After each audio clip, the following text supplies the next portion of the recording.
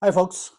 I want to talk to you today about the upcoming inauguration of the Ram Temple in Ayodhya and the Congress Party's decision to decline the invitation that was sent to them by the trust that's organizing the inauguration and the installation of the Ram Murti at the temple. Sonia Gandhi and Mallikarjun Kharge have both declined the invitation to attend this ceremony because, according to them, religion is a personal affair and the BJP is politicizing this event for its own political advantage. What are the facts behind this invitation being declined? Let's find out. The Congress Party has always had a very special relationship with India's largest minority. This relationship goes all the way back to Nehru's time. And in fact, Nehru declined a similar invitation to attend the opening ceremony of the reconstructed Somnath Temple in Gujarat in 1951. He was anxious to not appear pro Hindu, and he was afraid that his attending that ceremony might alienate a certain section of the population and also tarnish his secular image. So, how did this special relationship between the Congress and India's Muslim community start? Its origins can be traced back to the early 1940s. Jinnah wanted to create a separate homeland for India's Muslims out of the territory of India by partitioning it. And Nehru was vehemently opposed to the idea. He didn't believe in Jinnah's two nation theory. He was convinced that Muslims and Hindus did not constitute two separate nations in India and that they could live happily together under a single polity instead of in two separate countries. Jinnah, of course, got his way and India was partitioned in 1947. In the elections leading up to the partition of India in 1945 and 1946, the overwhelming majority of Muslims voted for Jinnah and his Muslim League. The creation of Pakistan was almost a fait accompli at that point, and those elections were pretty much a referendum on Jinnah's plans to partition the country.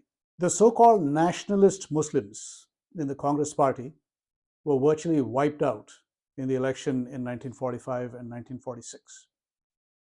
Once Jinnah's Pakistan was created, Nehru, you would think, would accept the decision and move on. But he did not. Mentally, he was always looking to show that Jinnah was wrong and that India's Muslims would be better placed and better off than the Muslims who had decided to leave for Pakistan and the Muslims who were in the areas that constituted Pakistan. So this thinking on Nehru's part led to a series of measures being adopted by the Indian government in the 1940s, 50s, and 60s. The minority basically became the object of Nehru's affections, and the Congress government took several measures to try to implement their thinking on the matter of partition and the status for India's Muslims. What were some of those measures? Let's take a look. Most of the Muslim leaders who had voted for Jinnah's Muslim League and his plan to partition India did not eventually leave for Pakistan. They stayed back in India. The Congress Party quietly rehabilitated these people by making them members of the Congress Party. Intellectuals, writers, and poets who had penned pro-Pakistan articles and who were clearly in favor of the partition of India were allowed to cloak their political thinking and become leftists and progressives. And the Congress, being a big tent party, allowed these folks also to join and become part of the big crowd that the Congress Party had become. A separate Muslim personal law, which had been passed in 1937 to allow Muslims to have control over their own personal affairs, was kept untouched after independence. The minority communities were allowed to run their own educational institutions according to Article 30 of the Constitution of India. A Waqf Act was passed in 1954 to allow the minorities to control their own religious places and properties associated with the places of worship. In 1959's Hajj Act, provisions were made for subsidized travel to Saudi Arabia for pilgrims who wanted to perform the Hajj pilgrimage. The educational curriculum in India was sanitized, and all negative references to invaders who had so ravaged India over hundreds of years were removed. So Nehru was, of course, an intellectual and political giant. He didn't need to take these measures to try to get votes from a particular community. His actions were fired more by a sense of idealism, and he was a true leader in the sense that he wanted to carry all communities with him in India. But what started out as an idealistic endeavor on his part more or less devolved into transactional quid pro quo politics after his departure in 1964. So, how did the Congress Party go about nurturing its special relationship with the community after Nehru's departure? Here are some interesting milestones for you. In 1976, Indira Gandhi added the word secular to the preamble of the Indian Constitution through the 42nd Amendment. So India was already a secular country by virtue of the fact that it's a Hindu majority country. All Hindus intrinsically are secular. But the addition of this word secular to the preamble was not without a specific purpose. Once the term secular was added to the preamble of the Constitution, it started to take on completely different connotations than the real term implies, which means that the state does not have anything to do with religion, or that the state shall not show any partiality to any religion. In India, the word secular, of course, means something quite different. In 1986, Rajiv Gandhi and Sonia Gandhi welcomed Pope John Paul II on a 10-day visit to India. I'm sure everybody is familiar with the Catholic Church's attitude towards conversions and harvesting souls. In 1991, the Congress government passed a Places of Worship Act, which basically froze the status quo on all the places of worship that had been affected by acts of wanton destruction by invaders. And it basically blocked avenues for Hindus to try to ever reclaim ownership of those temples. In the year 1995, a new Waqf Act was passed, enhancing some of the features that were present in the old Waqf Act. In 2005-2006, the Sachar Committee was set up by the Congress government to study the social, economic, and educational condition of the Muslim community in India. Now, obviously, no other community was given this privilege at the time, and Manmohan Singh, the then Prime Minister, when he received the recommendations of this committee, also said that Muslims have the first right over the resources of India. In 2007, the Congress Party filed a petition in the Supreme Court saying that the Ramayana was not really history, that it was a work of fiction, and the petition basically denied that Lord Ram ever existed. The hosting of iftar parties during the Muslim holy month of Ramzan became a standard feature during the Congress era. These parties were attended by politicians from the Samajwadi Party, TMC, leftist parties. In the year 2016, when Mother Teresa of Kolkata was canonized by the Pope, Sonia Gandhi sent an official representative from the Congress Party, Margaret Alva, who was a former governor. She sent Margaret Alva as the official representative of the Congress Party to the Vatican to attend that ceremony. So while the so-called secularism may be the official policy of the government in India, the truth is that religion and politics are intricately intertwined in the Indian political system. Nothing of significance happens in matters of religion in India at the national level without the government getting involved in some fashion. Hindu temples to this day are still under government control in India. So religion is certainly not a personal affair in India. I think it would be completely false to say that. Religion is very much a matter of national policy. It has always been that way. And my thinking is that it's going to continue to be that way for the foreseeable future. Now, the Congress has also accused the BJP of using this event in Ayodhya for political gain. What is the nature of politics in India? Let's examine that for a minute. Politics in India has typically consisted of every party trying to slice and dice the population in different ways for political advantage. Political slogans always include references to caste, economic promises, fear mongering sometimes, making promises based on a certain community's interests, and a bunch of other factors like this. So, what happens here is that a political party slices up the population according to its convenience or its philosophy, and then goes out and seeks votes, promising to do certain things for certain communities and certain sections of the electorate. The Congress party never viewed Hindus as one monolith. It always divided them up into sections of society that were convenient to its political agenda. So you had the weaker sections sometimes being offered SOPs. You had certain religious communities being offered certain programs. You had certain backward sections of community being promised reservations.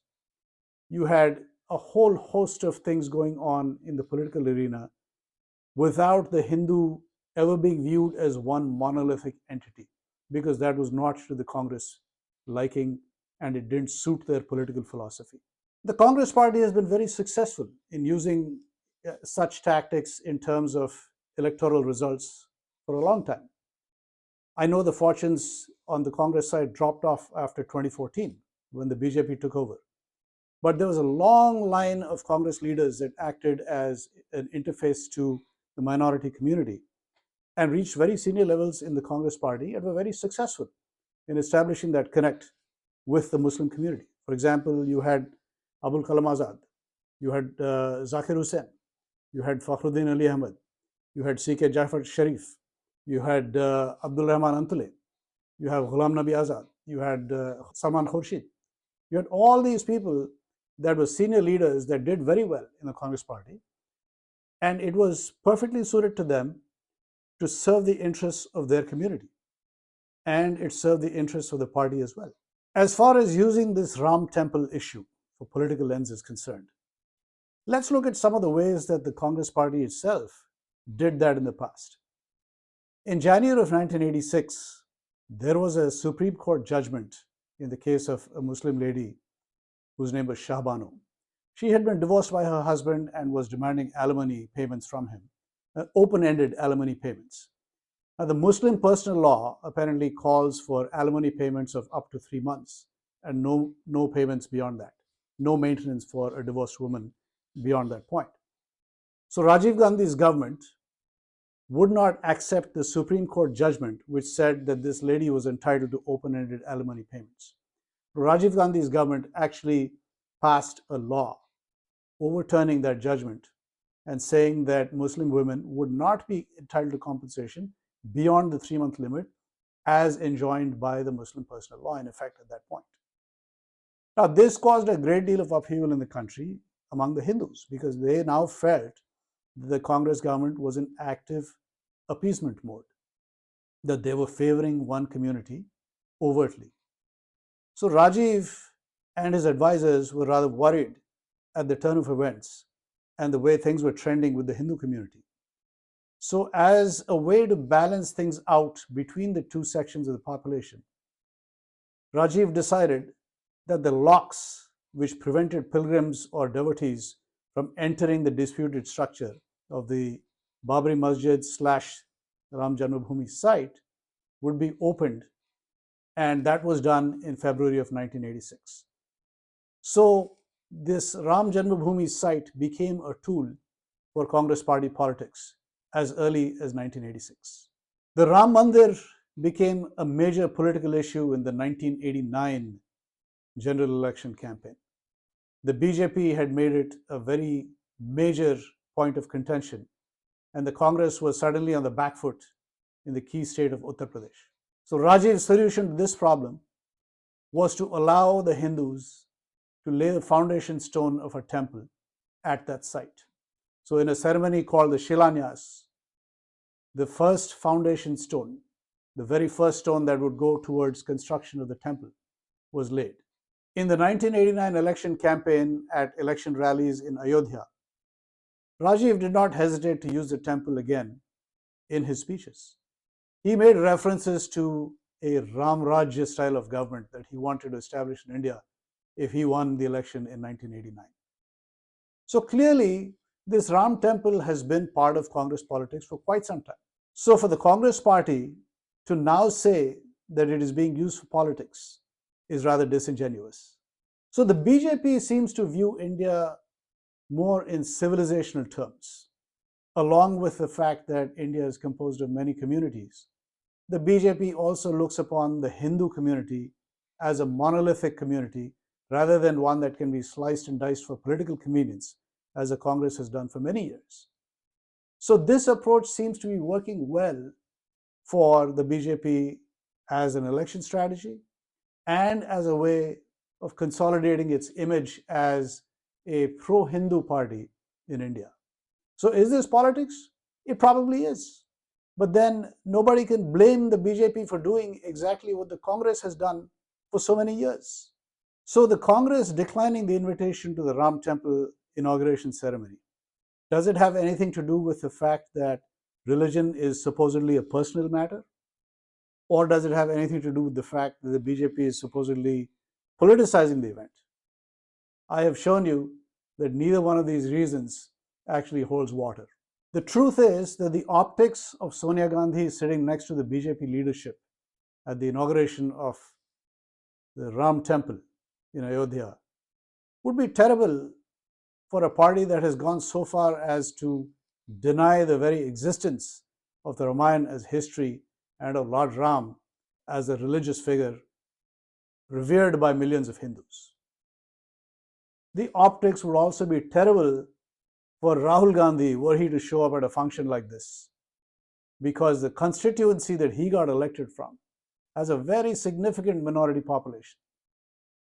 The optics would also be terrible for Mallikarjun Kharge, whose son happens to be a minister in Karnataka and who has strongly come out in support of the Congress party's stand against the banning of the hijab in Karnataka's classrooms.